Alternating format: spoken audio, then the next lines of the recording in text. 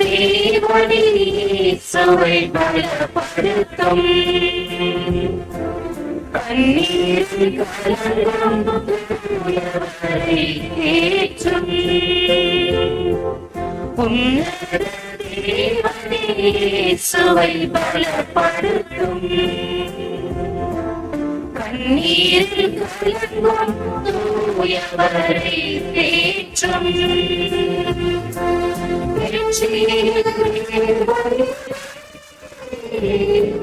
ரத்தத்தில் பெரும் துளிகள்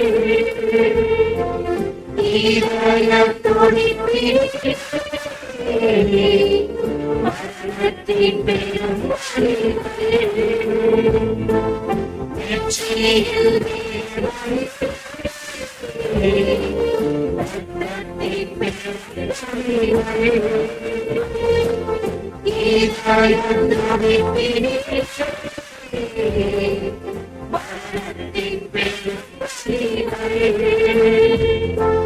இயேசுவின் சரீரம்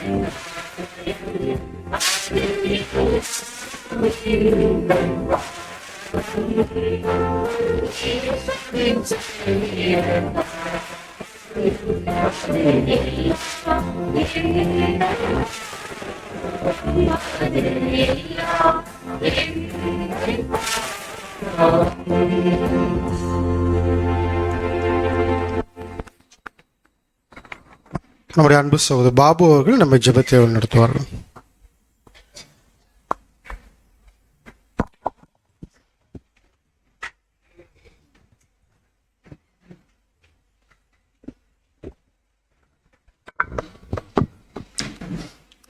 ஜெபம் செய்வோம். மகா உன்னதங்களில் வீற்றிருந்து பூமியின் மனுமக்களாக எங்களை கண்ணோக்கி பார்த்து கொண்டிருக்கிற ஒன்றான மெய் தகப்பனே, ஒருவருக்கே துதிகளையும் ஸ்தோத்திரங்களையும் எங்களுடைய ஆண்டவராக இயேசு கிறிஸ்துவின் மூலமாக இந்த நேரத்தில் நாங்கள் தெரிவித்துக் கொள்கிறோம். தகப்பனே, கடந்த காலங்களில் எங்களை கண்ணின் மணியைப் போல பாதுகாத்து வந்த கிருபைக்காக உமக்கு கொடான கோடி நன்றி தேவனே. இதோ உம்முடைய குமாரனும் எங்களுடைய ஆண்டவராக இயேசு கிறிஸ்துவின் மரண நாளை நினைவு கூறத்தக்கதாக பாவிகளாக இங்கே கூடி வந்திருக்கிறோம். தகப்பனே, எங்கள் பாவத்தை நீர் பார்த்தீரானால் நாங்கள் இன்று உயிரோடு இருந்திருக்க முடியாது தகப்பனே. ஆனாலும் உம்முடைய குமாரனின் ஈடு பழியின் நிமித்தமாக எங்களை பாவிகளாக இருந்த எங்களை நீதிமான்களாக நீர் எங்களை பார்த்து கொண்டிருக்கிறீர் தகப்பனே. கடந்த காலங்களில் நாங்கள் செய்த பாவங்களை ஒரு விசை எங்களுடைய கண்களுக்கு முன்பாக நாங்கள் கொண்டு வருகிறோம் தகப்பனே. எங்களால் கூட ஜீரணிக்க முடியாத அந்த பாவங்களை மன்னித்து இதோ தகப்பனே, உம்முடைய குமாரனுடைய இந்த பந்தியை அனுசரிக்க நாங்கள் வந்திருக்கிறோம் தகப்பனே. நீர் எங்களை எல்லாவித சூழ்நிலைகளையும் காத்து வந்த கிருபையை நாங்கள் எண்ணி பார்க்கிறோம் தகப்பனே. நீர் செய்த ஆசீர்வாதங்களை நன்மைகளை எங்களுடைய கண்களுக்கு முன்பாக நாங்கள் கொண்டு வருகிறோம் தகப்பனே. நாங்கள் அதற்கு உண்மையாக இருந்திருக்கிறோமா என்பதை சிந்தித்து பார்க்கும்போது எங்களுடைய கண்களில் கண்ணீரை தவிர தகப்பனே வேற எதையும் எங்களால் நினைத்து பார்க்க முடியாத தகப்பனே. தகப்பனே, எங்களோடு பிரயாணித்த அநேக சகோதர சகோதரிகள் இன்று எங்களோடு இல்லை தகப்பனே, இந்த சத்தியத்தின் பாதையில் இல்லை. ஆனாலும் நீர் எங்கள் மீது வைத்த நம்பிக்கை நிமித்தமாக எங்களுக்கு இந்த சத்தியத்தில் தொடர்வதற்கான ஒரு வாய்ப்பை நீர் கொடுத்திருக்கிறீர் தகப்பனே. அந்த நம்பிக்கையை நாங்கள் காப்பாற்றும் விதமாக இதோ இந்த பந்தியிலே ஒரு சாதாரணமான ஒரு சூழ்நிலையோடு நாங்கள் பங்கெடுக்காமல் ஒரு விஷயம் எங்களுக்கு ஒரு மிகப்பெரிய வாய்ப்பை நீர் கொடுத்திருக்கிறீர் என்பதை உணர்ந்து கொண்டவர்களாக இந்த பந்தியை அனுசரிப்பதற்காக இந்த இடத்திலே நாங்கள் கூடியிருக்கிறோம் தகப்பனே. இது ஏதோ வருடம் நாங்கள் அனுசரிக்க போகிற ஒரு நிகழ்வு என்பது சாதாரணமாக எடுத்து விடாதபடி மிகுந்த பயபக்தியுடன் தகப்பனே நாங்கள் இந்த பந்தியிலே நாங்கள் பங்கு கொள்ள நாங்கள் ஆயத்தப்பட்டு கொண்டிருக்கிறோம் தகப்பனே. உமக்கு கோடான கோடி நன்றி தேவனே. தகப்பனே, எங்களுடைய பாவங்களை நினைத்து பார்த்தால் இந்த இடத்தில் நாங்கள் நின்று கொண்டிருக்க முடியாது என்பதை நாங்கள் நினைவு கூர்க்கிறோம் தகப்பனே. தாவீது சொல்வதைப் போல சுத்த இருதயத்தையும் நிலைவரமான ஆவியையும் எங்களுக்கு கொடுக்கும்படியாக இந்த நேரத்திலே கெஞ்சி மன்றாடுகிறோம் தகப்பனே. நாங்கள் இதை ஏதோ ஒரு சடங்காக அல்ல தகப்பனே, நாங்கள் எங்களை வாழ்க்கையவே மாற்றப் போகிற ஒரு தருணத்திலே நாங்கள் இருந்து கொண்டிருக்கிறோம் நாங்கள் என்பதை உணர்ந்தவர்களாக இந்த பந்தியை அனுசரிக்க நீர் எங்களுக்கு உதவி செய்யும்படியாக இந்த நேரத்திலே கெஞ்சி மன்றாடுகிறோம். துதி கனம் மகிமை எல்லாவற்றையும் ஒருவருக்கு ஏறெடுக்கிறோம். எங்கள் ஆண்டவராகிய இயேசு கிறிஸ்துவின் மூலமாக இந்த சிறு ஜெபத்தை வேண்டுகிறோம் எங்கள் ஜீவனுள்ள நல்ல பிதாவே, ஆமென். Thank you brother. சபையார் அனைவரும் அமரலாம். நாம் தொடர்ந்து ஒரு சத்திய பாடத்தை நம்ம பார்க்க இருக்கின்றோம். இந்த சத்திய பாடத்தின் தேவ செய்தியை தரும்படியாக நம்முடைய அன்பு சகோதரர் ஜேம்ஸ் பாஸ்கர் அவர்களை நம் அனைவரும் சார்பாக சகோதரை முன்னடைக்கிறோம்.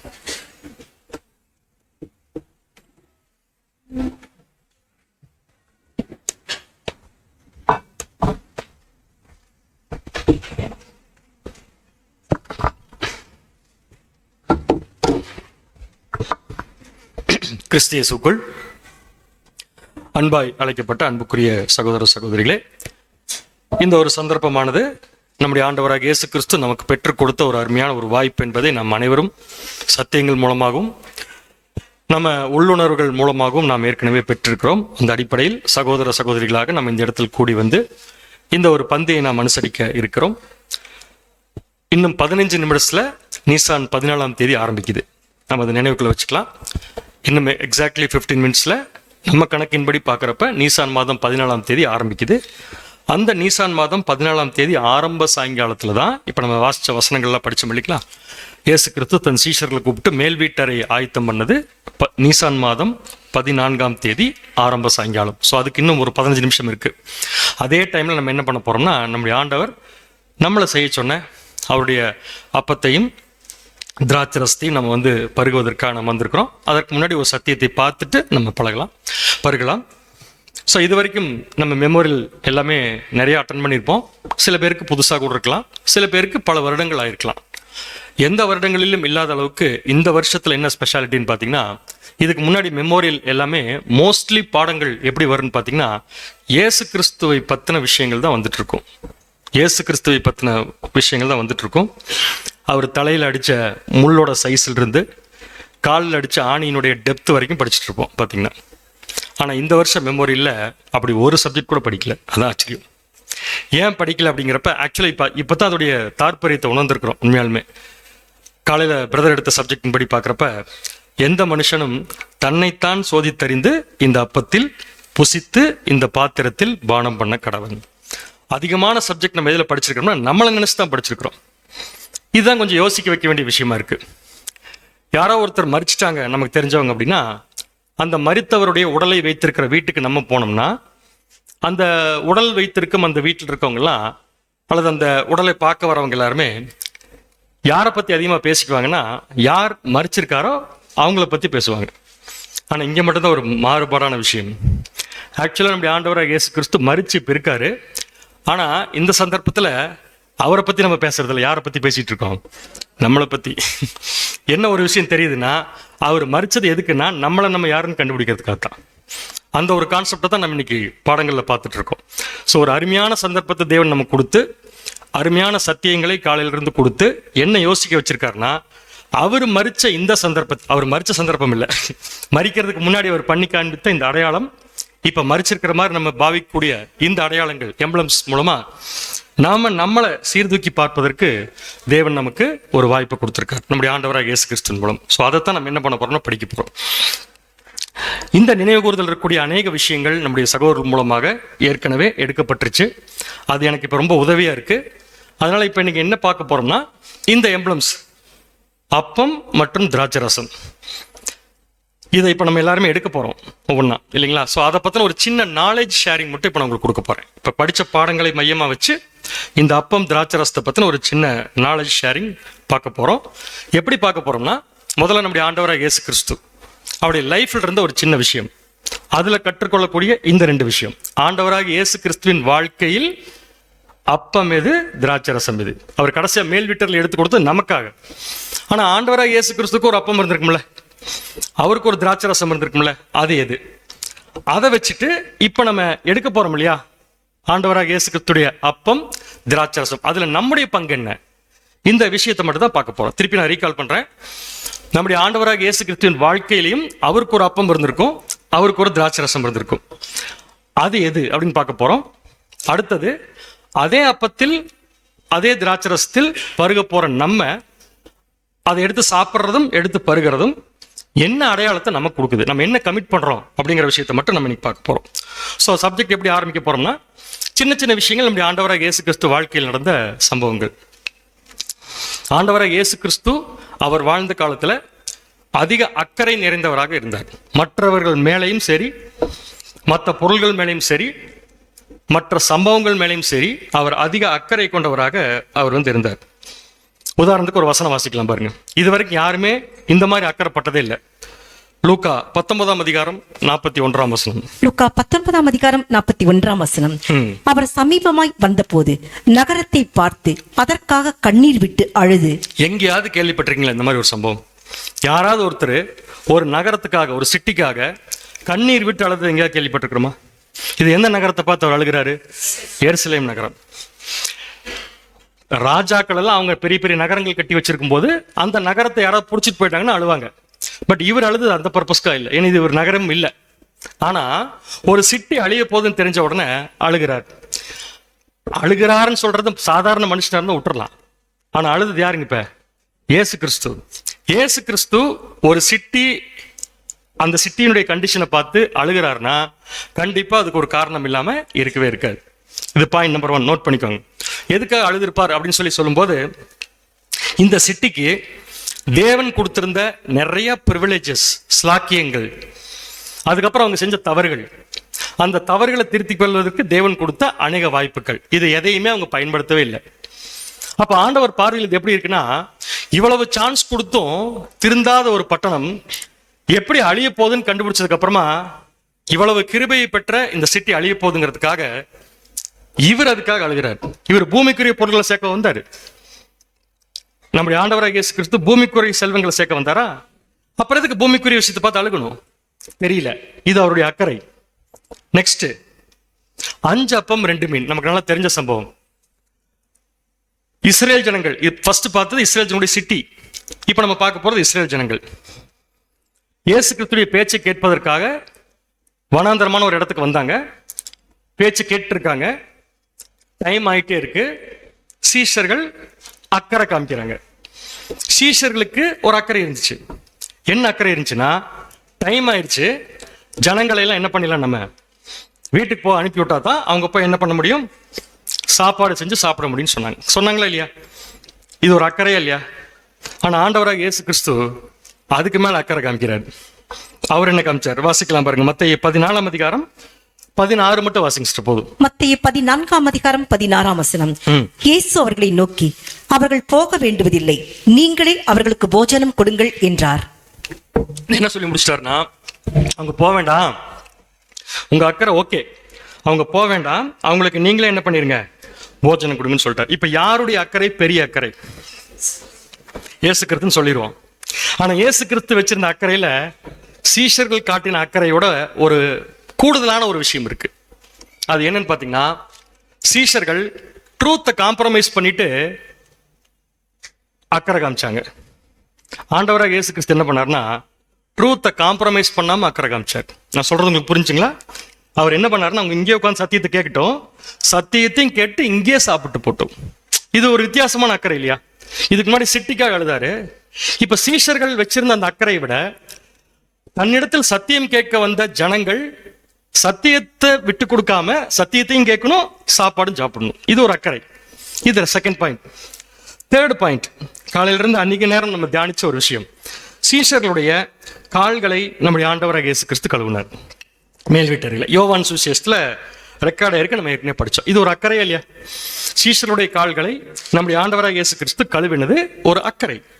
நான் சொல்றேன், அக்கறைங்கிற வார்த்தைக்கு பின்னாடி அன்புங்கிற வார்த்தை வேணா நீங்க போட்டுக்கோங்க. பட் அக்கறைங்கிற வார்த்தை எனக்கு ரொம்ப சூட் ஆகுதுன்னா, அப்பத்துக்கும் திராட்சை ரசத்துக்கும் எனக்கு ரொம்ப மேட்ச் ஆகும். அதுக்காக தான் இப்ப நம்முடைய ஆண்டவராக இயேசு கிறிஸ்துடைய வாழ்க்கையை பார்த்துட்டு இருக்கிறோம். பர்பஸ் என்னன்னா, அவருடைய அப்பம் எது, அவருடைய திராட்சை ரசம் எது, அதை கண்டுபிடிக்கிறதுக்காக. ஓகே. ஸோ கால் கழுவுற விஷயத்துல என்ன நடந்துச்சுன்னா, இயேசு கிறிஸ்து சீஷருடைய பாதங்களை கழுவினார். எல்லாருக்கும் தெரிஞ்ச விஷயம் தான். என்னுடைய கேள்வின்னா, ஆக்சுவலா அந்த மேல் வீட்டறையில ஆஸ்பர் யூதர்களுடைய ப்ரொசீஜர் படி, சடங்கின்படி, சம்பிரதாயத்தின்படி யார் காலை யார் கழுவி இருக்கணும்? ஆண்டவருடைய காலை சீஷர்கள் கழுவி இருக்கணும். ஏன்னு கேட்டா, எஜமான் ஆண்டவர், இவங்க ஊழியக்காரர். ஆக்சுவலா ஊழியக்காரர் என்ன பண்ணணும்? எஜமானுடைய காலை கழுவணும். ஆனா நம்முடைய ஆண்டவராக இயேசு கிறிஸ்து கழுவினார். ஏன் கழுவினார்? அவங்க யாரும் அந்த காலை கழுவுறதுக்கு வரல. இது ஒரு நல்ல பாயிண்ட் தான். அவங்க யாரும் அந்த காலை கழுவுறதுக்கு வராம இருந்ததுக்கு என்ன காரணம் கேட்டீங்கன்னா, அதான் அந்த மேட்டிமை தாழ்மைங்கிற பாயிண்ட்டுக்கு நான் போகல. இயேசு கிறிஸ்துவின் அக்கறையிலே நிக்கலாம் நம்ம. ஏன் அவங்க யாருமே வரலன்னு சொல்லி கேட்டீங்கன்னா, அவங்க கிட்ட அழுக்கு இருக்குன்னு அவங்களுக்கு தெரியல. அவங்க கிட்ட அழுக்கு இருக்குன்னு தெரியல. அதனால என்ன நினைச்சிட்டாங்க, நாம வந்திருக்கிற இந்த ரூம்ல, நாம வந்து உட்கார்ந்துருக்கிற இந்த ரூம்ல வேலைக்காரர்கள் யாரும் இல்லாத காரணத்தினால காலை கழுவ வேண்டிய அவசியம் இல்லை அப்படின்னு சொல்லி உட்காந்துட்டாங்க. பட் நம்முடைய ஆண்டவருக்கு அவங்க கண்டுபிடிக்க முடியாத விஷயத்தை அவர் கண்டுபிடிச்சிட்டார். அதாவது சீஷர்கள் பார்வையில் தென்படாத ஒரு விஷயம் யாருக்கு தெரிஞ்சிருச்சுன்னா, நம்முடைய ஆண்டவராகிய இயேசு கிறிஸ்துக்கு. என்ன விஷயம் தெரிஞ்சது? அவங்களுக்குள்ள என்ன இருக்கு? அழுக்கு இருக்கு. அப்ப அழுக்கு இருக்குங்கிற விஷயம் ஆண்டவருக்கு தெரிஞ்சிருச்சு, அழுக்கு இருக்கிறவங்களுக்கு தெரியல. ஏன்? இதுதான் நம்முடைய ஆண்டவராகிய இயேசு கிறிஸ்துவின் அக்கறையினுடைய, ஏன் அக்கறைப்பட்டார் அப்படிங்கிறதுக்கான பதில சொல்லக்கூடிய ஒரு முக்கியமான விஷயம். ஏன் அவங்களுக்கு தெரிஞ்சது அப்படின்னா, சப்ஜெக்ட்ல ஒரு சகோதரர் சொல்லியிருக்காரு, நம்முடைய ஆண்டவராகிய இயேசு கிறிஸ்துவின் இருதயம் ஒரு உன்னதமான இருதயம். உன்னதமான இருதயம், அந்த இங்கிலீஷ் வேர்டெல்லாம் எனக்கு போட முடியல. உன்னதமான ஒரு இருதயம். ஏன் ஆண்டவராகிய இயேசு கிறிஸ்துக்கு மட்டும் உன்னதமான இருதயம் இருந்துச்சு? அதனாலதான் சீஷர்கள் கண்டுபிடிக்க முடியாத ஆண்டவர் கண்டுபிடிச்சு பாதங்களை கழுவினார். ஏன் ஆண்டவராகிய இயேசு கிறிஸ்துக்கு மட்டும் இந்த உன்னதமான இருதயம் இருந்துச்சு அப்படின்னு சொல்லி கேட்டா, அதுக்கு ஒரே ஒரு பதில். காலையில இருந்து சகோதரர்கள் எல்லா சப்ஜெக்ட்லயும் இந்த பாயிண்ட சொன்னாங்க. ஒரு நேம், நம்முடைய ஆண்டவராகிய இயேசு கிறிஸ்து யாருன்னு சொல்லி பார்த்தீங்கன்னா, பரிபூர்ண மனுஷன். திருப்பி நான் சப்ஜெக்டை டிவியேட் பண்ண விரும்பல. நம்ம இப்ப என்ன படிச்சுட்டு இருக்கிறோம்னா, நம்முடைய ஆண்டவராக இயேசு கிறிஸ்துவின் வாழ்க்கையில் அவருக்கு அப்பம் எது, அவருக்கு திராட்சரசம் எது. இப்ப என்ன கண்டுபிடிச்சிருக்கோம்னா, யாருக்கும் இல்லாத ஒரு அக்கறை நகரத்து மேலையும் இருக்கு, ஜனங்கள் மேலையும் இருக்கு, சீஷர்கள் மேலையும் இருக்கு. பட் ஒரே ஒரு விஷயம் என்ன கண்டுபிடிச்சிட்டோம்னா, மற்றவங்களுக்கு இல்லாத அக்கறை இவருக்கு ஏன் இருக்குன்னா, இவர் ஒரு பரிபூர்ண மனுஷன். அந்த பரிபூர்ண மனுஷனுக்கு அந்த பரிபூர்ணம் உள்ள இருக்கிறதுனால அவருக்கு மட்டும் இதெல்லாம் பார்க்கறப்ப என்னவோ ஒரு விஷயம் தோணுது. இந்த பரிபூர்ண மனுஷனுக்கு மட்டும் நகரத்தை பார்க்கும்போது, ஜனங்களை பார்க்கும்போது, சீஷர்கள் அழுக்கோடு உட்கார்ந்து இருக்கும் போது இவருக்கு மட்டும் என்னமோ ஒண்ணு தோணுது. என்ன தோணி இருக்கும்? அதன் விளைவா வந்ததான் இந்த அக்கறை. என்ன தோணி இருக்குன்னு சொல்லி புரிஞ்சுக்கிறதுக்காக நம்ம எல்லாத்தையும் வச்சு ஒரு எக்ஸாம்பிள் சொல்லலாம். அவங்களுக்கு புரியுற மாதிரி சொல்றேன். எக்ஸாம்பிள் சொல்லலாமா? ஓகே. நம்ம வீட்டுக்கு பக்கத்துல ஒருத்தர் வீடு இருக்கு. அந்த வீட்டில் இருக்கவங்களுக்கு நமக்கும் ரொம்ப நாளா பகை, யாரு கூடயும் பேசுறது இல்லை. நான் எக்ஸாம்பிளுக்காக சொல்றேன், இது கரெக்ட் நான் சொல்ல வரல. அப்படி இருக்கக்கூடாது. பகை. அந்த வீட்டு பக்கம் போனாலே நம்ம யாருமே ஒருத்தர் பார்த்துக்க மாட்டோம்னு ஒரு சூழ்நிலை இருக்குன்னு வச்சுக்கோங்களேன். அந்த பக்கத்து வீட்டில் ஒரு வயசு குழந்தை பயங்கர சத்தத்தோட அழுதுட்டே இருக்கு. கத்துன்னு கத்துது. சிச்சுவேஷன் புரிஞ்சவங்களுக்கு? இப்ப அந்த வீட்டுல யாருமே அதை கண்டுக்க மாட்டேங்கிறாங்க. அந்த வீட்டுடைய குழந்தை தான் அது. அந்த குழந்தை அழுகுது. இப்படியே அந்த குழந்தை கொஞ்ச நேரம் அழுதுச்சுன்னு வச்சுக்கோங்களேன், அது செத்து போயிடும். அந்த வீட்டில் இருக்கிற யாருக்கும் இந்த குழந்தை அழுகிறது ஒரு பெரிய விஷயமாவே தெரியல. ஆஸ் அ நெய்பரா நீங்க இருந்தா என்ன பண்ணுவீங்க? போய் குழந்தைய ஃபர்ஸ்ட் நேரம் வீட்டுக்குள்ள போய் என்ன பண்ணுவோம்? குழந்தை ஏன் அழுகுதுன்னு பார்த்து அதை தூக்குறதுக்கோ அல்லது ஒரு ரெமிடி, அந்த குழந்தையில அழுகையை ஸ்டாப் பண்றதுக்கு நம்ம முயற்சி எடுப்போம். ஆனா ப்ராப்ளம் என்னன்னா, அவங்களுக்கு நமக்கு ஆகாது. அந்த வீட்டுக்குள்ளே போக முடியாது. நம்மள அந்த வீட்டுக்குள்ள வர வேண்டாம்னு சொல்லியிருக்காங்களே. என்ன பதில்? அவங்க நம்மள இந்த வீட்டுக்குள்ளேயே வரக்கூடாதுன்னு சொன்னா கூட, வந்து அவங்க கோச்சுக்குவாங்கன்னு தெரிஞ்சா கூட, அதையெல்லாம் மீறி அந்த குழந்தையினுடைய உயிரை காப்பாத்துங்கிற எண்ணம் நமக்கு எங்க இருந்து வந்துச்சு? எங்க இருந்து வந்திருக்கு? எங்க இருந்து வந்து தெரியுமா? நம்ம உடம்புக்குள்ள உணர்வுகளுக்குள்ள இப்படி ஒரு எண்ணம் இன்பில்ட்டா இருக்கு. நம்ம பர்ஃபெக்ட் மேனா என்னன்னு கேள்விக்கு அப்புறம் நான் வரேன். நம்முடைய ஆண்டவராக இயேசு கிறிஸ்து இந்த பூமியில் இருந்தப்ப எப்படி இருந்திருப்பார்? பர்ஃபெக்ட். கரெக்டான அந்த பர்ஃபெக்ட் மேனுக்கு இப்ப நான் சொன்ன குழந்தை அழுது கொஞ்ச நேரத்தில் செத்துரும் இல்லையா, அந்த மாதிரி காட்சிகள் நிறைய தெரியுது. அந்த காட்சிகள்ல யாருன்னு பாத்தீங்கன்னா இவரை தவிர மிச்சம் இருக்கிற எல்லா ஜனங்களும் இப்படித்தான் இருக்கிறாங்க, குழந்தை மாதிரி இருக்கிறாங்க. இது இப்படி விட்டா கொஞ்ச நேரத்தில் என்ன இருந்து குழந்தை செத்து போயிடும். அதான் சிட்டியை பார்த்து அழுகிறாரு, ஜனங்களை பார்த்தா உருகிறாரு, சீஷர்களை பார்த்தா உற்றக்கூடாதுங்கிறதுக்காக கால் கழுவுறாரு. அப்படின்னு இவர் பார்வையில் எப்படி இருக்குன்னா, இந்த பர்ஃபெக்ட் மேன் பார்வையில் எப்படி இருக்குன்னா, இப்ப நமக்குள்ள வந்து ஒரு ஃபீலிங் வந்துச்சு இல்லையா, அந்த வீட்டில் இருக்கவங்க நம்மளை அடிச்சே போட்டாலும் பரவாயில்ல, அவங்க குழந்தைய நம்ம காப்பாத்தணும் ஒரு எண்ணம் வந்துச்சு இல்லையா, அதே மாதிரி ஆண்டவருக்கு என்ன வந்துருச்சுன்னா, எப்படியாவது இதை சரி பண்ணுங்கிற எண்ணம் அவருடைய மனசுக்குள்ள டெவலப் ஆகுது. பிகாஸ் அவர் ஒரு பர்ஃபெக்ட் மேன். இப்ப அதே குழந்தை ஆண்டவராக இயேசு கிறிஸ்து வீட்டு பக்கத்தில் அழுதுட்டுன்னு வச்சுக்கோங்களேன், கண்டிப்பா நமக்கு வந்த எண்ணத்தோட நம்முடைய ஆண்டவருக்கு 1000 மடங்கு அதிகமான எண்ணம் வந்திருக்கும். அந்த எண்ணம் அந்த குழந்தை அழுகிறதுனால அவருக்கு ஏன் வந்துச்சுன்னா, அது அழிஞ்சு போயிடும். ஸோ நம்முடைய ஆண்டவர் பார்க்குற விஷயங்கள் பூரா இப்படித்தான் இருக்கு. அதனால என்ன பண்றாருன்னா, நம்முடைய ஆண்டவரை இயேசு கிறிஸ்துவ ஒரு பர்ஃபெக்ட் மேன இம்பர்ஃபெக்ட் ஆக்ஷன்ஸ், பர்ஃபெக்ட் மேனா இருக்க நம்முடைய ஆண்டவராக இயேசு கிறிஸ்துவை அவர் வாழ்ந்த காலத்துல இருந்த இம்பர்ஃபெக்ட் பீப்புளுடைய ஆக்ஷன்ஸ் எல்லாம் என்ன பண்ணுச்சுன்னா அவரை பயங்கரமா கஷ்டப்படுத்துது. அந்த சிட்டி கஷ்டப்படுத்துது. அதனால என்ன பண்றாருன்னா அந்த சிட்டிக்காக அழுகிறார். சீஷர்கள் அழுக்கோட உட்காந்து இருக்காங்க, அதை இவரால் என்ன பண்ண முடியல, தாங்க முடியல. உடனே என்ன பண்றாரு, அழுகுல கால் கழுவ ஆரம்பிச்சிட்டாரு. ஸோ நல்லா யோசிச்சு பார்த்தோம்னா நம்முடைய ஆண்டவராக இயேசு கிறிஸ்து ஒரு பரிபூர்ண மனுஷனா ஒரு உன்னத இருதயத்தோட நடக்கக்கூடிய ஒவ்வொரு செயல்களுக்கும் அதிகமாக வேதனை அடைகிறார். நம்முடைய ஆண்டவராக இயேசு கிறிஸ்து அவரை தவிர மிச்சம் இருக்கிற அத்தனை இம்பர்ஃபெக்ட் மேனுடைய இம்பர்ஃபெக்ட் ஆக்ஷன்ஸ்னால அதிகமாக காயப்படுகிறார். இப்படின்னு சொல்லி ஒரு வசனம் பைபிள் இருக்கு. இப்படி அவர் காயப்படுவாரு, வேதனைப்படுவாருன்ட்டு ஒரு அருமையான வசனம் ஏசாயா சொல்லியிருக்காரு. ஏசாயா 53ஆம் அதிகாரம் 4ஆம் வசனம். ஏசாயா 53ஆம் அதிகாரம் 4ஆம் வசனம். மெய்யாகவே அவர் நம்முடைய பாடுகளை ஏற்றுக்கொண்டு நம்முடைய துக்கங்களை சுமந்தார், நாமோ அவர் தேவனால் அடிபட்டு பாதிக்கப்பட்டு சிறுமைப்பட்டவர் என்று எண்ணினோம். நம்முடைய ஆண்டவராக இயேசு கிறிஸ்துவின் வாழ்க்கை பாருங்க அப்படின்ட்டு ஏசாயா சொல்றாரு, மெய்யாகவே அவர் நம்முடைய பாடுகளை ஏற்றுக்கொண்டு நம்முடைய துக்கங்களை சுமந்தார். ஆனா நாம் என்ன நினைச்சிட்டோம்னா, அவர் தேவனால் அடிபட்டு தேவனால் வாதிக்கப்பட்டு தேவனால் சிறுமைப்படுத்தப்பட்டார் நினைச்சுக்கிட்டோம். ஆனா இயேசு கிறிஸ்து பாதிக்கப்பட்டார். இயேசு கிறிஸ்து பெயின் அனுபவிச்சிருக்காரு. ஏன் இப்ப உங்களுக்கு புரிஞ்சிருக்கும் நான் சொன்ன காரணம். பர்ஃபெக்ட் மேன் இம்பர்ஃபெக்ட் ஆக்ஷன்ஸ் பார்க்கும்போது அவருக்கு பெயின் வருது. நல்லா கவனிச்சிங்க, அவருக்கு வந்து இந்த பெயின் எல்லாமே எந்த அடிப்படையில் வந்திருக்குன்னு சொல்லி பாத்தீங்கன்னா, அவருடைய மாம்சத்தினுடைய வீக்னஸ்னால வரல. இப்ப ஒரு குழந்தை அழுகுதுல பக்கத்து வீட்டுல, அந்த குழந்தை அழுகிறது சத்தம் நமக்கு டிஸ்டர்ப் ஆகுதுங்கிறதுக்காக போய் தூக்கணும்னா அது வேற. சொன்னது புரிஞ்சா பிள்ளை உங்களுக்கு?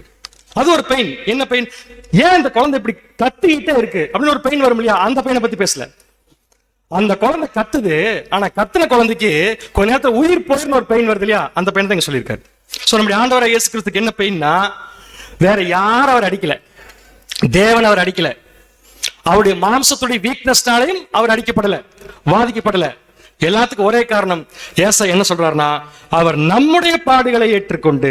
அதான் ஆச்சரியமான விஷயம். அப்படின்னு என்ன அர்த்தம்? நம்ம படுற பாட்டை அவர் ஏற்றுக்கொண்டு இல்ல, ஒரு இம்பர்ஃபெக்ட் மேனா நம்ம செய்யக்கூடிய ஆக்ஷன்ஸ் அவர் பார்த்துட்டு அவரு பெயின் எடுத்துக்கிறார். நம்முடைய துக்கங்களை அவர் என்ன பண்றாருன்னா சுமக்கிறார். ஏன் சுமக்கிறாருன்னா, அதை பார்த்துட்டு அவர்னால பார்த்தும் பார்க்காம விட்டுட்டு போக முடியல. பிகாஸ் அவர் யாருன்னு பாத்தீங்கன்னா ஒரு பரிபூர்ணமான மனுஷன். நான் சொன்னது வரைக்கும் புரிஞ்சவங்களுக்கு ரைட்? அப்ப இயேசு கிறிஸ்துக்கு பெயின் வந்திருக்கா? அது அவருடைய சொந்த வீக்னஸ்னால வந்த பெயினா, இம்பர்ஃபெக்ட் ஆக்ஷன்னால வந்த பெயினா? இந்த பெயினோடைய ஒரு மனுஷன் எத்தனை நாளைக்கு உயிரோடு இருக்க முடியும் சொல்லுங்க பார்க்கலாம். இந்த பெயின் நம்முடைய ஆண்டவருக்கு எத்தனை நாள் இருந்திருக்க வாய்ப்பு இருக்கு? 3.5 வருஷம், 3.5 வருஷம் இந்த பெயினோட இருக்க முடியுமா? இருக்க முடியாது. அப்படின்னா நம்முடைய ஆண்டவராக இயேசு கிறிஸ்துக்கு அப்பப்ப வந்த பெயினை அப்பப்ப கிளியர் பண்றதுக்கு தேவன் ஒரு ஜீவன் கொடுத்திருந்தார்.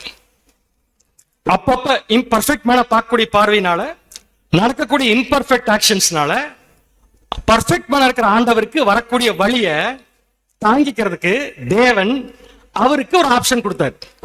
அந்த ஆப்ஷன் ஒரு ஜீவனா கொடுத்தார். அந்த ஜீவனுக்கு பேர் என்ன பாத்தீங்கன்னா நியூ கிரியேஷன். யாருடைய நியூ கிரியேஷன்? நம்முடைய ஆண்டவராக இயேசு கிறிஸ்துவின் நியூ கிரியேஷன். இப்ப 2 பாயிண்ட் பேசிட்டோம். ஒன்னு பர்ஃபெக்ட் மேன், இன்னொன்னு நியூ கிரியேஷன். இப்ப நல்லா 2 கவனிங்க. பர்ஃபெக்ட் மேனா இருந்து அவர் என்ன பண்றான்னு பாத்தீங்கன்னா இம்பர்ஃபெக்ட் ஆக்ஷன்ஸ் உடைய பெயின் எடுத்துக்கிறார். அவர் பெயின்ஃபுல் ஆகிறார். இந்த பெயின் எத்தனை நாளைக்கு இருக்குன்னு சொல்லி கேட்டா தேவன் அவர் கொடுத்திருக்க ஆப்ஷன் படி அதை போக்கிக் கொள்வதற்கு என்ன கொடுத்திருக்காருன்னா நியூ கிரியேஷன். பர்ஃபெக்ட் மேன் பெருசா, நியூ கிரியேஷன் பெருசா? பர்ஃபெக்ட் மேன் பெருசா, நியூ கிரியேஷன் பெருசா? சந்தேகமே இல்லை. அப்ப தேவன் என்ன கொடுத்திருக்காரு அவருக்கு? இப்ப நியூ கிரியேஷன் என்ன சொல்லுதுன்னு ஆண்டவரை பார்த்து, பரிபூர்ணம் இல்லாத மனுஷர்கள் செய்யக்கூடிய இந்த செயல்கள் எல்லாம் உங்களை காயப்படுத்துது இல்ல, பெயின் வருது இல்ல, உங்களுக்கு வேதனைப்படுறீங்கல்ல, துக்கங்களை சுமக்குறீங்களா, இப்படியே சுமந்துட்டு இருக்காதீங்க. பேசாம என்ன பண்ணுங்கன்னா நீங்க இறங்கி அதை சரி பண்ணிருங்க. நீங்க இறங்கி அதை சரி பண்ணுங்க. நான் சொல்றது உங்களுக்கு புரிஞ்சுக்கணும்னு நினைக்கிறேன். என்ன பண்ண சொல்லுது நியூ கிரியேஷன்னா? ஏன் பார்த்துட்டு கஷ்டப்படுறீங்க? உங்களுக்கு பார்த்தா கண்ணீர் வருது இல்ல, உங்களுக்கு பார்த்தா துன்பம் வருது இல்ல, ஏன்னா நீங்க பர்ஃபெக்ட் மேன் ஆச்சு இல்லையா? வேற வழி இல்ல. ஆண்டவர் உங்களை இப்படித்தான் தேவன் உங்களை தான் இப்படித்தான் படைச்சாகணும். பிகாஸ் ransom கொடுக்கணும். பர்ஃபெக்ட் மேன் ransom கொடுக்க வேணும். சோ ஆஸ் அ பர்ஃபெக்ட் மேனா நீங்க பாக்குற பார்வையெல்லாம் செய்யற செயல்கள் பூரா உங்களுக்கு பெயின் ஏற்படுச்சுன்னா கவலையப்படாதீங்க. நியூ கிரியேஷன் என்ன சொல்லுதுன்னா, நான் சாக்ரிஃபைஸ் பண்ண தயாரா இருக்கிறேன். என்ன சாக்ரிஃபைஸ்? எங்கெங்கெல்லாம் பெயின் உங்களுக்கு வருதோ அதையெல்லாம் இறங்கி நீங்களே என்ன பண்ணிருங்க, சரி பண்ணிருங்க. இப்படி நம்ம ஆண்டவர் சரி பண்ண ஒரு விஷயம் சொல்லுங்க எனக்கு.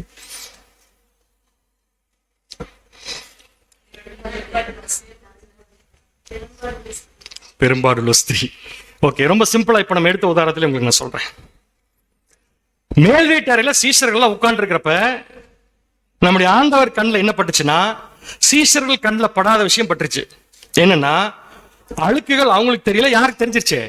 ஏன்? அவர் என்ன மேன்? Perfect man. இப்ப இந்த பர்ஃபெக்ட் மேனுக்கு அழுக்கு இருக்கிறத பார்த்தாலும் பெயின் வந்துருச்சு. இப்ப இந்த பெயின் அப்படியே வச்சுட்டு இருக்க முடியாது. என்ன பண்ணியானோ சொல்யூஷன். இப்ப உடனே நியூ கிரியேஷன் சொல்லுது, டோன்ட் வரி, பெயினா இருக்கா, இறங்கு. நீங்களே இறங்க, கீழே இறங்கி என்ன பண்ணுங்கன்னா தண்ணி எடுத்துக்கோங்க, ஒரு சீலை எடுத்துக்கோங்க, இடுப்புல கட்டுங்க. எதெல்லாம் பார்க்கறதுக்கு உங்களுக்கு பெயின் கொடுக்குதோ அதை பூரா நீங்களே சரி பண்ணுங்க. பண்ணாரா இல்லையாது? அதனாலதான் கால் கழுவுனார். இப்ப நல்லா புரிஞ்சுக்கோங்க, நம்முடைய ஆண்டவராக இயேசு கிறிஸ்து இறங்கி கால் கழுவுனது எந்த ஜீவனுடைய சாக்ரிஃபைஸ்? New creation. நம்முடைய ஆண்டவராக இயேசு கிறிஸ்து பார்த்த உடனே அழுக்கறிஞ்சுன்னு சொல்லி கொடுச்சுல, பெயின் கொடுச்சுல, அது எந்த ஜீவன்? பரிபூர்ணம். இப்ப எதை சாக்ரிஃபைஸ் பண்ணும்? எதை சாக்ரிஃபைஸ் பண்ண முடியாது? ஏன் பரிபூர்ண மனுஷனை சாக்ரிஃபைஸ் பண்ண முடியாது? அதை வச்சுதான் ransom கொடுக்கணும். அதை என்ன பண்ண முடியாது? சாக்ரிஃபைஸ் பண்ண முடியாது. புரிஞ்சவங்களுக்கு இதைத்தான் சகோதரர் ஒரு பேர் கொடுத்திருக்காரு, உன்னத இருதயத்தின் ஆழ்ந்த அக்கறை. அப்ப நம்முடைய ஆண்டவராக இயேசு கிறிஸ்து வாழ்க்கை 3.5 வருஷம் எடுத்தீங்கன்னா அவர் ஒவ்வொன்னா பாக்குறது, அவருக்கு அது இம்பர்ஃபெக்டா தெரியும். அந்த பெயினை எடுத்துக்குவார் உள்ள, அந்த பெயினை சரி பண்றதுக்கு இவர் நியூ கிரியேஷன் இறங்கி ஒர்க் பண்ணும். நீங்க சிலுவையில 2 கல்வர்கள் மத்தியில் அரைஞ்சாங்க, நமக்கே தெரியும். 2 பேரும் கல்வர்கள் தானே. அந்த இடத்துல கொண்டு அரைஞ்சதுக்கு நம்முடைய ஆண்டவராக இயேசு கிறிஸ்து எதிர்ப்பு தெரிவிச்சாரா? ஆனா ஆண்டவருக்கு பெயின் வந்திருக்குமோ? வந்திருக்காதாங்க. என்ன பெயின்? போயும் கல்வர்கள் மத்தியில் என்ன அடிச்சிருக்காங்களேன்னு பெயின் வந்திருக்குமா? வந்திருக்காது. அப்ப என்ன பெயின் வந்திருக்கும்? 2 பேர் திருடிட்டு இருக்காங்க, பெயின் வந்திருக்கும். சரி, கல்வர்கள் அப்படிங்கறத தப்பா சொல்ல வரல. 2 பேர் என் கண் முன்னாடியே திருட்டு தொழில் செய்யறவங்க இருக்கிறாங்க. இப்ப ஆண்டவர் எப்படி பார்த்திருப்பா தெரியுமா? அதையே இவங்க 2 பேர் இந்த தொழில் செய்யறாங்கன்னா இதுக்கு காரணம் நான் தான். அவர் எப்படி காரணமா? அவரு அப்படி நியூ கிரியேஷன் சொல்லி கொடுக்குது. சார், அவருடைய பர்ஃபெக்ட் மேன் சொல்லுது, நீங்க இன்னும் இந்த பர்ஃபெக்ட் மேனை என்னவா கொடுக்கல, ransom கொடுத்து அவங்களை மீட் எடுத்து கொண்டு வந்தீங்கன்னா அவங்க திருட மாட்டாங்க. அப்ப ஆண்டவருக்கு பார்க்கிற காட்சி பூரா எப்படி இருக்கும்? உடனே நியூ கிரியேஷன் என்ன சொல்லுதுன்னா, இந்த பெயின் இப்ப உங்களுக்கு வந்துருச்சு, ransom கொடுத்து அவங்களை காப்பாத்துறதுக்கு முன்னாடி இப்ப நீங்க என்ன பண்ணுங்கன்னா சிலுவையிலேயே அவங்களுக்கு என்ன லெசன் கொடுக்கணுமோ கொடுங்க அப்படின்னு சொல்லி கொடுத்தது எது? New creation. 2 கல்வர்கள் ஒரு கல்வன் மாறினானா இல்லையா? என்ன பியூட்டிஃபுல் லைஃப் பாருங்க நம்ம ஆண்டவருக்கு.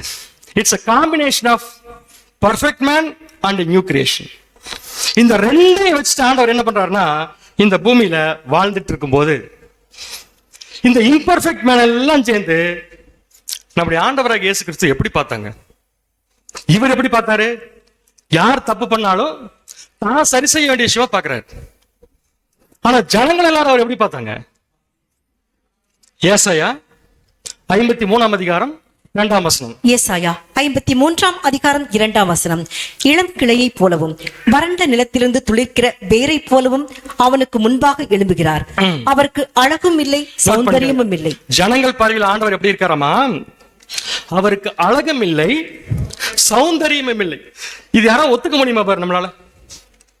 உலகத்திலேயே ஒரு பர்ஃபெக்ட் மேனுடைய அழக இம்பர்ஃபெக்ட் மேனால அழகிலின்னு சொல்ல முடியுமா? அப்ப ஏசாயா என்ன சொல்ல வர்றாரு இந்த இடத்துல?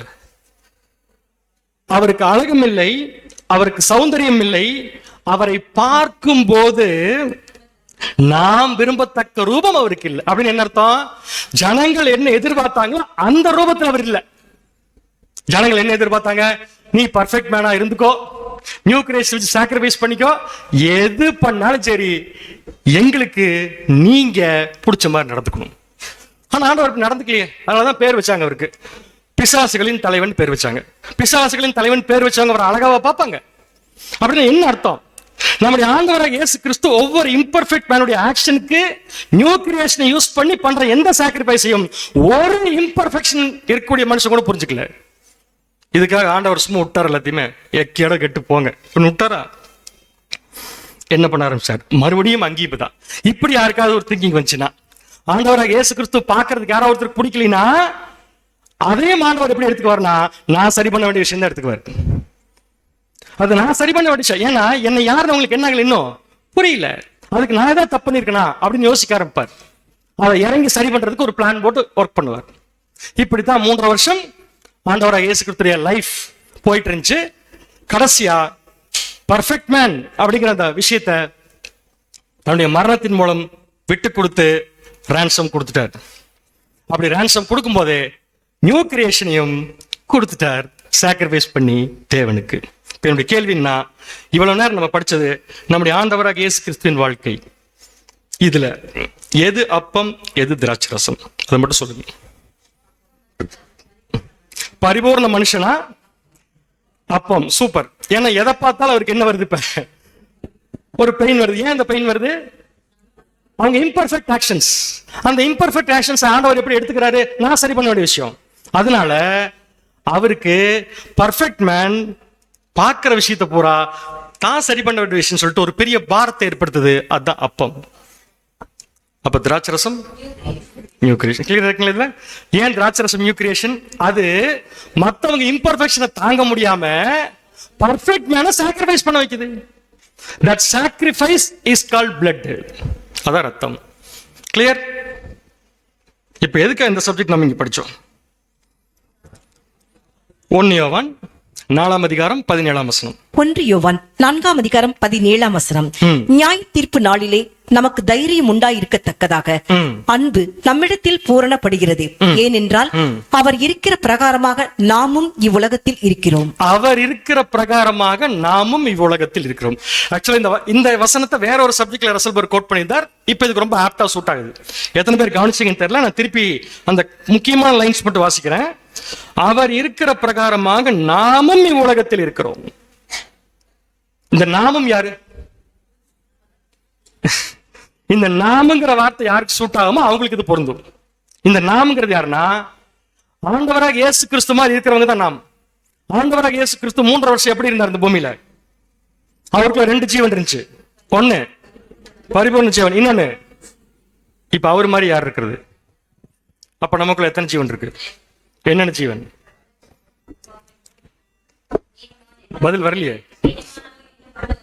எக்ஸாக்ட்லி ஈக்குவல் என்னது? அது பர்ஃபெக்ட் மேன் தான். சார்ட் ஆஃப் ஏஜஸ் பார்த்தீங்கன்னா பரிபூர்ண மனுஷனுடைய நிலைமை எதுங்க இது? என். நம்ம இப்ப இருக்கிற நிலைமை எது? எம். என்ன தாண்டி தான் எம்முக்கு போகணும். முதல்ல நித்திய ஜீவன் தான், அடுத்ததான் சாகாமை.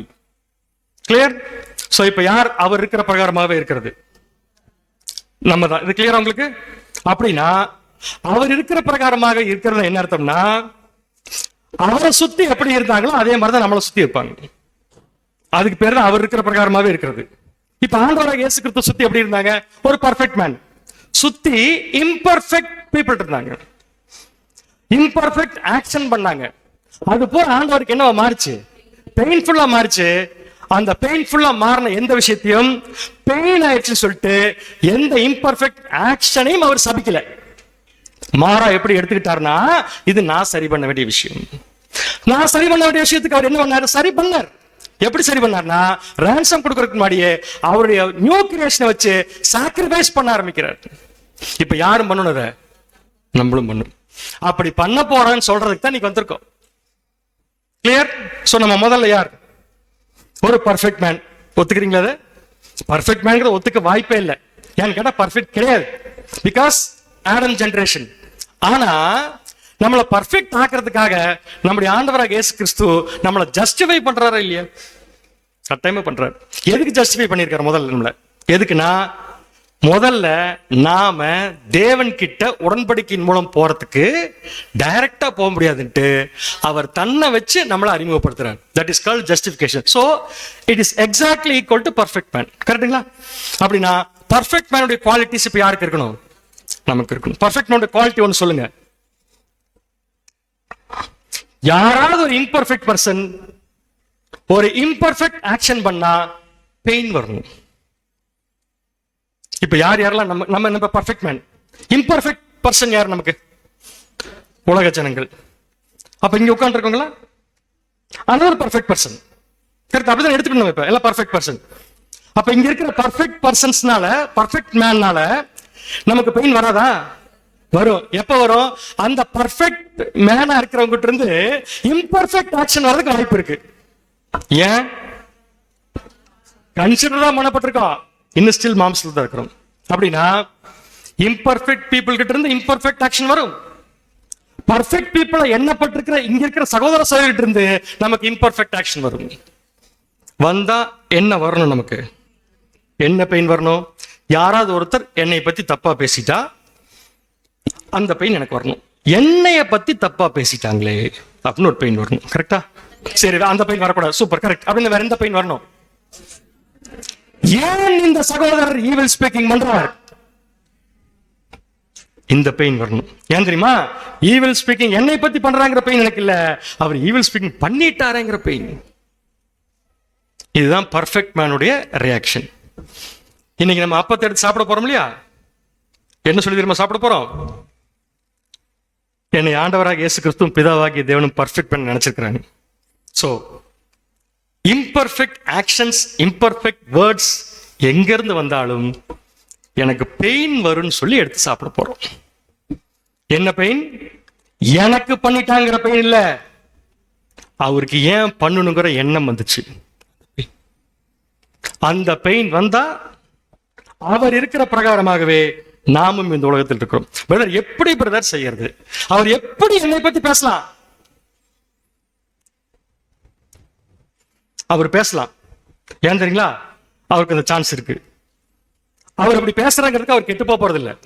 பிகாஸ் எல்லாரும் ஒரு நாள் ரட்சிப்புக்குள்ள போதான் போறாங்க. வாசிக்கலாம் பாருங்க, ரோமர் 3:23. ரோமர் 3:23. எல்லாரும் பாவம் செய்து தேவ மகிமை அற்றவர்களாகி. 24. இலவசமாய் அவருடைய கிருபையினாலே கிறிஸ்து இயேசுவில் உள்ள மீட்பை கொண்டு நீதிமான்கள் ஆக்கப்படுகிறார்கள். ரொம்ப அழகா சொல்லியிருக்கார் பவுல். எல்லாரும் பாவம் செய்யறோம். பாவம் செஞ்சு என்ன ஆகுமாமா? தேவ மகிமை அற்றவர்களாகி. அதோட முடியல. நெக்ஸ்ட் இயேசு கிறிஸ்து இருக்கார், அவர் சும்மா விட்டுருவாரா? அவர் என்ன பண்றாரு? அடுத்தது இலவசமாய் அவருடைய கிருபையினாலே கிறிஸ்து இயேசுவில் உள்ள மீட்பை கொண்டு நீதிமான்கள் ஆக்கப்படுறாங்க. யார் நம்மளை பார்த்து ஈவில் ஸ்பீக்கிங் பண்ணாங்களோ அவங்களை இயேசு கிறிஸ்து ஜஸ்டிஃபை பண்ணி வச்சிருக்காரு. ஒருவேளை இன்னைக்கு அவர் பண்ண விஷயத்தை அவர் திருப்பி மன்னிப்பு கேட்டு அவர் நம்முடைய ரட்சிப்பை சுதந்திரிச்சுக்கலாம். ஏன்னா இயேசு கிறிஸ்து இருக்காரு.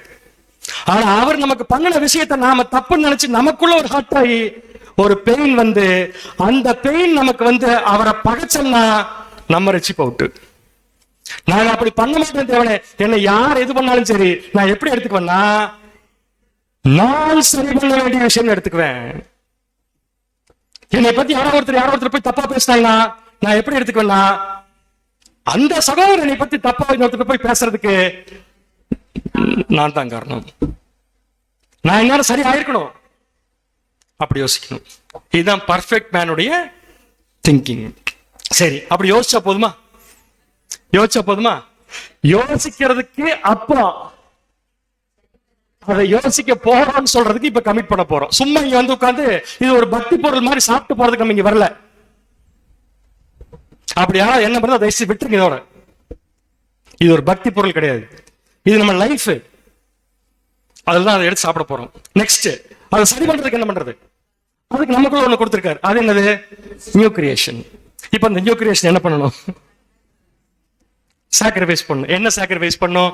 யார் என்னை பத்தி ஈவில் ஸ்பீக்கிங் பேசினாங்களோ அவங்ககிட்ட போய் பிரதர் தேங்க்ஸ் சொல்றதுல இல்ல, பிரதர் என்னை பத்தி பேசிட்டீங்க, என்னை பத்தி பண்ணிட்டீங்கன்னு தெரியுது, ஒரே ஒரு சின்ன ரிக்வஸ்ட் உங்ககிட்ட என்னன்னா கொஞ்சம் உங்க பாதத்தை மட்டும் கழுவிட்டுமா, கொஞ்சம் உங்க பாதத்தை கழுவிட்டுமா. அப்படி என்ன அர்த்தம்? பிரதர் ஏன் அப்படி பண்ணீங்க சொல்லுங்க. உங்களை இந்த மாதிரி என்னை வச்சு நீங்க பண்றதுக்கு நான் எந்த விதத்துல காரணமானேன் நீங்க சொல்லுங்க. ஏன்னா என்ன நீங்க பேசுனீங்கிறதுக்காக நான் இப்ப வரல, என்னை பேசுறதுனால உங்க கேரக்டர் கெட்டு போயிருமே அதுக்காக வந்திருக்கேன். இதுதான் பாதம் கழுவுதல். இப்படி உட்கார்ந்து தண்ணி எடுத்து கழுவுனா, தண்ணிங்கிறது வசனம், வசனத்தை எடுத்து கழுவணும்னா அதுக்கு நம்ம எடுக்கிற முயற்சி ஒரு சாக்ரிஃபைஸ் இல்லையா? அந்த சாக்ரிஃபைஸ் தான் நியூ கிரியேஷன். அந்த சாக்ரிஃபைஸ் நான் பண்றேன்னு சொல்லி கமிட் பண்றதுதான் திராட்சரசம். கிளியர்? இது தெரிஞ்சா போதும். சும்மா எடுத்து ஒரு பீஸ் எடுத்து சாப்பிட்டு போறதுக்கு நம்ம இங்க வரல. திருப்பி சொல்றேன் நானு, இது நம்ம லைஃபை டிட்டர்மைன் பண்ண போற விஷயம். இது வரைக்கும் ஒருவேளை நம்ம இந்த வாழ்க்கை வாழாட்டியும் பரவாயில்ல, பிரதர் சொன்ன மாதிரி இப்ப கூட தேவன்கிட்ட கேட்கலாம், தேவனை மன்னிச்சிருங்க, இன்னொரு சான்ஸ் கொடுங்க. தேவனுக்கு ரொம்ப பிடிச்ச விஷயம் என்ன தெரியுமா? மன்னிச்சிருங்கன்னு கேட்கறது மட்டும்தான். ஒருத்தர் வாயிலிருந்து மன்னிச்சிருங்கன்னு கேட்கிற விஷயம் வருதுனாலே டெஃபினட்டா என்ன தெரியுங்களா புரிஞ்சுக்கலாம், நம்ம அவங்களுக்குள்ள ஏதோ ஒரு மாறுதல் இருக்குன்னு புரிஞ்சுக்கலாம். மாறுதலை தேவன் எதிர்பார்த்து காத்துட்டு இருக்காரு. ஏன்னா மாறுதல் தான் நம்ம லைஃபே, நியூ கிரியேஷன். அப்படி இருக்கும்போது நம்ம வந்து கேட்கும்போது தேவன் அதுக்கு ஒரு ஆப்ஷன் கொடுத்து நம்மளை கை தூக்கி விட்டு திருப்பியும் நம்மளை என்கரேஜ் பண்ணும் இல்லையா? அந்த என்கரேஜ் பண்ற நாள் தாங்க இந்த நாள். இப்ப சொல்லுங்க, சகோதரர்களுக்காக நம்ம என்ன கொடுக்க வேண்டும்? ஆட்டோமேட்டிக்கா வந்துருச்சு. என்ன கொடுக்கணும்? ஜீவன். யார் உங்களுக்கு சொல்லி கொடுத்தது? இயேசு கிறிஸ்து. எப்படி சொல்லி கொடுத்தாரு நமக்கு? இது முதல்ல அவரு வாழ்ந்து காமிச்சு சொல்லி கொடுத்தாரு.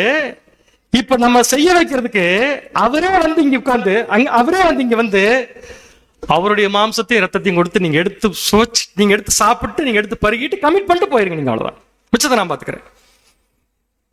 சோ இந்த பூமியில நியூ கிரியேஷன் லைஃப்னு சொல்றதுக்கு முன்னாடி ஒரு பர்ஃபெக்ட் மேனோட லைஃப் நம்ம கிட்ட கட்டாயமா இருக்கணும்.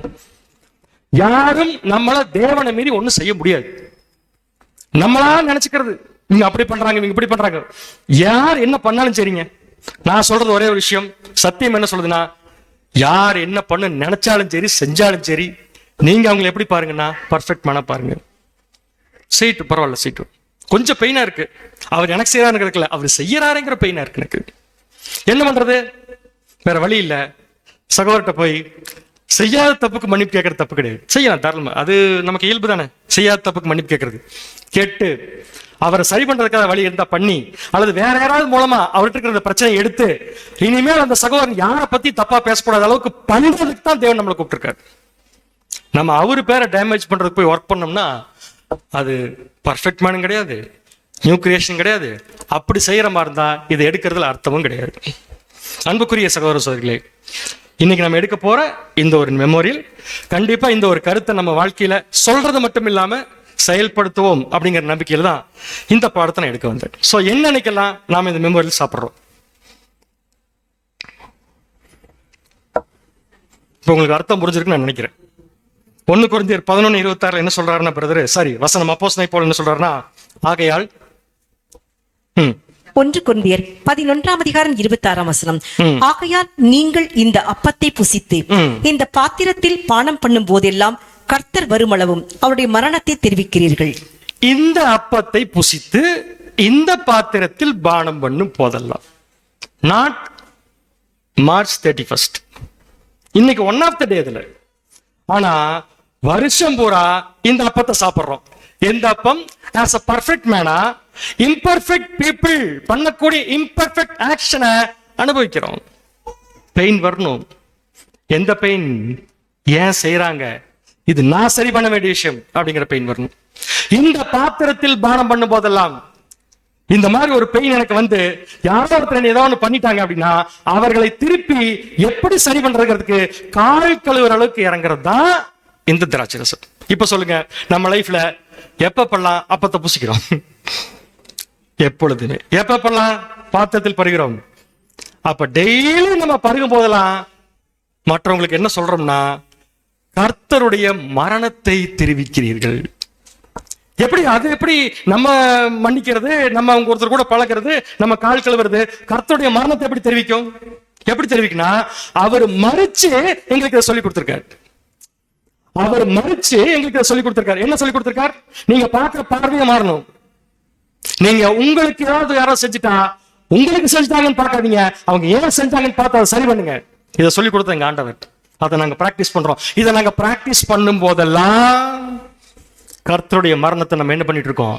தெரிவிச்சுட்டு இருக்கோம். அன்புக்குரிய சகோதர சகோதரிகளே, இன்னும் கொஞ்ச நேரத்துல நம்ம டைம் ஸ்டார்ட் ஆயிருச்சு.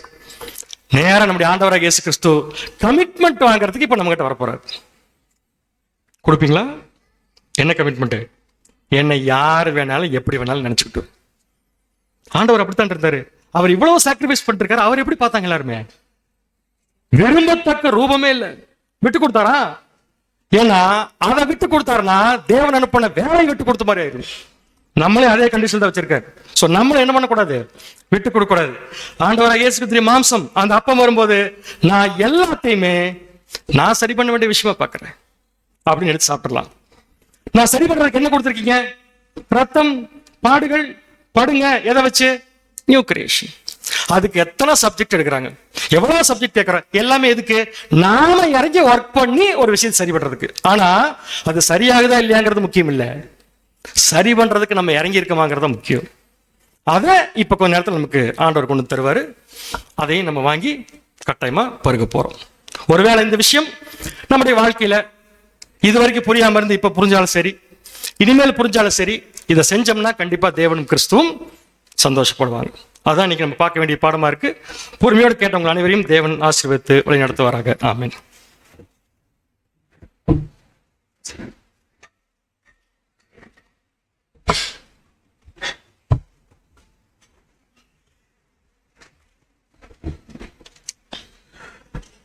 இந்த ஒரு நாளிலும் கூட சத்தியத்தை நமக்கு கொடுத்த பிதாவாகிய தேவனுக்கு நம் ரட்சகர் மூலம் துதிகளையும் நன்றிகளையும் எடுத்துக்கொள்ளலாம். தூது கொடுத்த அன்பு சகோதரர் கூட சபையின் சார்பாக நன்றிகளை தெரிவித்துக்கொள்ளலாம். அன்பிற்குரிய சகோதர சகோதரிகளே, நம்ம தொடர்ந்து நம்ம ஆண்டவராக இயேசு கிறிஸ்துவனுடைய மாம்சத்தையும் இரத்தத்தையும் அப்பமும் திராட்சரசமுமாக இந்த ஒரு வருஷம் கூட நம்ம பானம் பண்ணுவதற்கு ஒரு மிகப்பெரிய ஒரு கிருபை நம்முடைய பிதாவாகிய தேவனும் நம்ம ஆண்டவராக இயேசு கிறிஸ்துவும் நமக்கு கொடுத்துருக்காங்க. ஸோ அந்த ஒரு காரியத்துக்குள்ளே நம்ம என்ன பண்ணலான்னு பார்த்தோன்னா நம்ம கடந்து போவோம். ஸோ இந்த ஒரு காரியத்துக்குள்ளே கடந்து போவதற்காக நம்முடைய அன்பு சகோதரர் சில பேர் வந்து பார்த்தீங்கன்னா இங்கே மேலே கூப்பிட்றேன். அன்பு சகோதரர் அகஸ்டின் ராஜ் அவர்கள், அன்பு சகோதரர் பால்பாண்டி அவர்கள், அன்பு சகோதரர் சுசேராஜன் அவர்கள், அன்பு சகோதரர் சிந்தன் அவர்கள் மேலே வரும்.